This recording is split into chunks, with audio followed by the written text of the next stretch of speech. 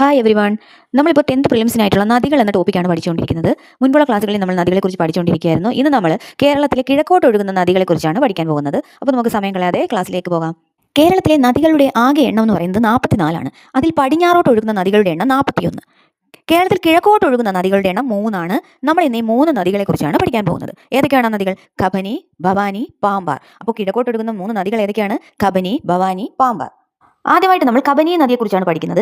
കബനി നദിയുടെ ആകെ നീളം എന്നത് 240 കിലോമീറ്റർ ആണ്. കബനി നദിയുടെ ആകെ നീളം 240 കിലോമീറ്റർ ആണ്. PSC ബുള്ളറ്റിൻ പ്രകാരം ഇത് 234 കിലോമീറ്റർ ആണ്. അപ്പോൾ നമ്മൾ അത് ഓപ്ഷൻ നോക്കിയിട്ട് എഴുതിയാൽ മതി. PSC ബുള്ളറ്റിനകത്ത് 234 കിലോമീറ്റർ ആണ് കൊടുത്തിരിക്കുന്നത്. പക്ഷേ കബനി നദിയുടെ ആകെ നീളം എന്നത് എത്രയാണ്? 240 കിലോമീറ്റർ ആണ്.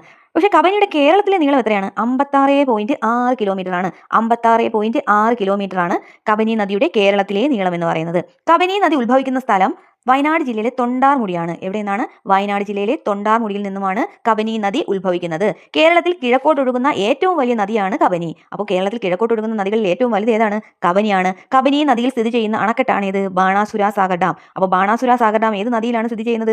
കബനി നദിയിലാണ്. കബനി നദിയിൽ സ്ഥിതി ചെയ്യുന്ന ദ്വീപ് ഏതാണ്? കുറുവാ ദ്വീപ്. കബനി നദിയിൽ സ്ഥിതി ചെയ്യുന്ന ദ്വീപ് ഏതാണ്? കുറുവാ ദ്വീപാണ്. കേരളത്തിൽ നിന്ന് ഉത്ഭവിച്ച് കർണാടകത്തിലേക്ക് ഒഴുകുന്ന നദിയാണ് കബനി നദി. കേരളത്തിൽ നിന്ന് ഉത്ഭവിച്ച് കർണാടകത്തിലേക്ക് ഒഴുകുന്ന ഏക നദിയാണ് കബനി.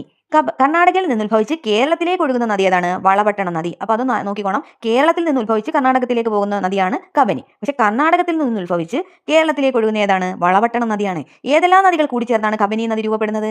ഏതൊക്കെ നദികളാണ്? പനമരം, മാനന്തവാടി നദികൾ ചേർന്നാണ് ഏത് നദി? കബനി നദി രൂപം കൊള്ളുന്നത്. കബനി അറിയപ്പെടുന്ന മറ്റൊരു പേരാണ് കപില. ഏതാണ്? കപില. അതേപോലെ കബനി നദി കാവേരിയുമായി ചേരുന്ന സ്ഥലമാണ് തിരുമക്കുടൽ. ഏതാണ്? തിരുമക്കുടൽ. കബനി നദി കാവേരിയുമായി ചേരുന്ന സ്ഥലമാണ് തിരുമക്കുടൽ. കബനി നദിയുടെ തീരത്ത് സ്ഥിതി ചെയ്യുന്ന ദേശീയോദ്യാനമാണ് നാഗർഹോള ദേശീയോദ്യാനം. അപ്പോൾ നാഗർഹോള ദേശീയോദ്യാനം ഏത് നദിയുടെ തീരത്താണ്? കബനി നദിയുടെ തീരത്താണ്.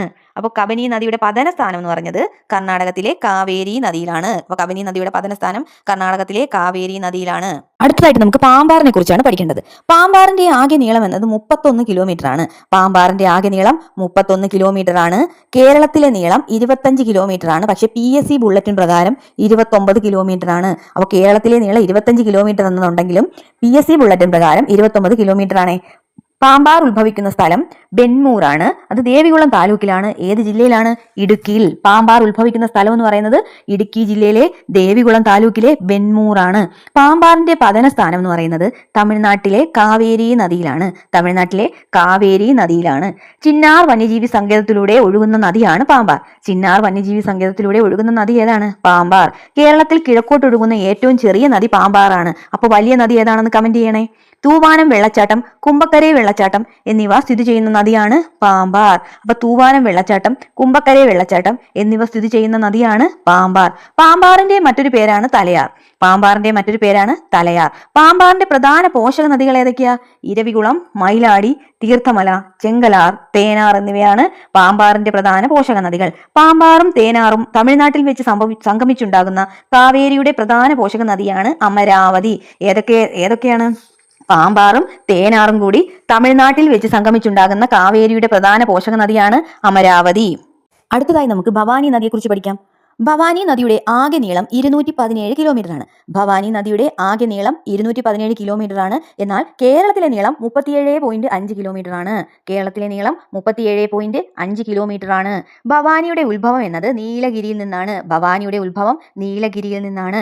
ഭവാനി നദി പതിക്കുന്നത് തമിഴ്നാട്ടിലെ കാവേരി നദിയിലാണ്. അപ്പം എവിടെയാണ് പതിക്കുന്നത് ഭവാനി നദി? തമിഴ്നാട്ടിലെ കാവേരി നദിയിലാണ് ഭവാനി പതിക്കുന്നത്. ഭവാനി ഒഴുകുന്ന ജില്ല ഏതാണ്? പാലക്കാടാണ്. ഭവാനി നദി ഒഴുകുന്ന ജില്ല ഏതാണ്? പാലക്കാടാണ്. ഭവാനിയുടെ പ്രധാന പോഷക നദികൾ ഏതൊക്കെ? ശിരുവാണി, കൊടുങ്ങരപ്പള്ളം, വരകാർ എന്നിവയാണ്. ശിരുവാണി, അതേപോലെ കൊടുങ്ങരപ്പള്ളം, വരകാർ എന്നിവയാണ് ഭവാനി നദിയുടെ പ്രധാന പോഷക നദികൾ. അട്ടപ്പാടിയിലൂടെ ഒഴുകുന്ന നദിയാണ് ശിരുവാണി. അട്ടപ്പാടിയിലൂടെ ഒഴുകുന്ന നദിയാണ് ശിരുവാണി. തമിഴ്നാട്ടിലെ കോയമ്പത്തൂരിലേക്ക് ശുദ്ധജലം എത്തിക്കുന്ന കേരളത്തിലെ അണക്കെട്ടാണ് ശിരുവാണി അണക്കെട്ട്. അപ്പം തമിഴ്നാട്ടിലെ കോയമ്പത്തൂരിലേക്ക് ശുദ്ധജലം എത്തിക്കുന്ന കേരളത്തിലെ അണക്കെട്ട് ഏതാണ്? ശിരുവാണി അണക്കെട്ട്. ഭവാനി നദി തമിഴ്നാട്ടിൽ പ്രവേശിക്കുന്നത് കൽക്കണ്ടിയൂർ വെച്ചാ. അപ്പോൾ ഭവാനി നദി തമിഴ്നാട്ടിൽ പ്രവേശിക്കുന്നത് എവിടെ വെച്ചാ? കൽക്കണ്ടിയൂരിൽ വെച്ച്. മുക്കാലിത്തടയണ സ്ഥിതി ചെയ്യുന്ന നദിയാണ് ഭവാനി. മുക്കാലിത്തടയണ സ്ഥിതി ചെയ്യുന്ന നദിയാണ് ഭവാനി.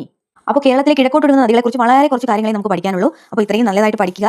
അപ്പോൾ താങ്ക്സ് ഫോർ വാച്ചിങ്. എല്ലാവരും സബ്സ്ക്രൈബ് ചെയ്യാത്തവർ സബ്സ്ക്രൈബ് ചെയ്യുക, കമന്റ് ഇടുക, ഷെയർ ചെയ്യുക, ലൈക്ക് ചെയ്യുക. Thank you so much.